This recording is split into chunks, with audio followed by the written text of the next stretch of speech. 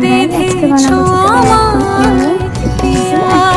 Chicken চিকেনের টক দই, রসুন আদা আর কাঁচা লঙ্কা একসাথে বেটে নিয়েছিলাম, সেটা দিয়ে দিলাম আর তারপর পেঁয়াজ বাটাও আমি দিয়ে দেবো 2-3 চামচ মতো দিয়ে দেবো।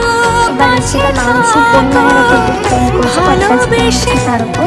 তারপর আমি তেল দিয়ে দিলাম, 2 টেবিল স্পুন তেল আছে, আমি এখানে রাইস প্যান ব্যবহার করেছি রান্নায়।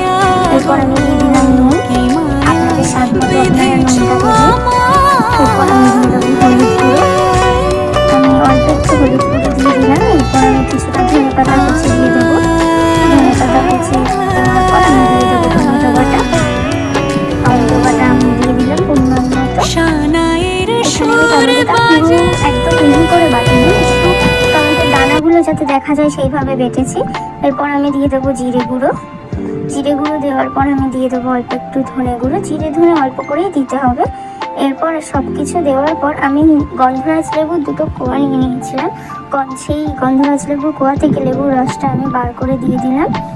এরপর লেবুর রসটা দেওয়ার পর আমি একটা দিয়ে দিলাম, আমি আর একটাও দিয়ে দেবো। এরপর এই লেবুর রসটা দেওয়ার পর আমি লেবুর কোয়াগুলো কিন্তু ফেলে দেবো না, লেবুর কোয়াগুলো আমি এর মধ্যেও দিয়ে দেবো, যাতে এর গন্ধরাজ লেবুর যেই খোসাটা আছে না, ওই পেছনে যেই সবুজ অংশটা ওটা থেকেই জেসটা বার হয়, তো ওই জন্য আমি দিয়ে দিলাম। আর কিছুটা লেবু পাতা আমি হাতেই কুচি করে এর মধ্যে দিয়ে দিলাম। এই লেবু পাতা দেওয়ার পর খুব সুন্দর একটা ফ্রেগরেন্স আছে লেবু পাতা আর গন্ধরাজ লেবুর ওই খোসাটার জন্য। এরপর আমি হাত দিয়ে ভালো করে মাখিয়ে নিলাম, আমি 7 থেকে 10 মিনিট মতন খুব ভালো করে মাখিয়ে নিলাম, যাতে প্রতিটা মাংসের গায়ে পুরোটা লাগে। খুব সুন্দর করে মাখতে হবে এটা, মাংসগুলোকে ভালো করে হাত দিয়ে ডলে ডলে এভাবে মাখিয়ে নিতে হবে, যেরকমটা আমি দেখালাম। মাখানোর পর আমি এটাকে 2 ঘন্টা মতো ম্যারিনেট করে রেখে দিয়েছিলাম। এরপর কড়াইতে বাটার গরম করে নিয়েছি আমি, বাটারটা খুব ভালোভাবে গরম হয়ে যাওয়ার পরে আমি এর মধ্যে দেখুন বাটারটা গরম হচ্ছে, বাটারটা গরম হয়ে গেছে, আমি হাত দিয়ে আরেকটু নাড়িয়ে নিলাম হাতাটা দিয়ে।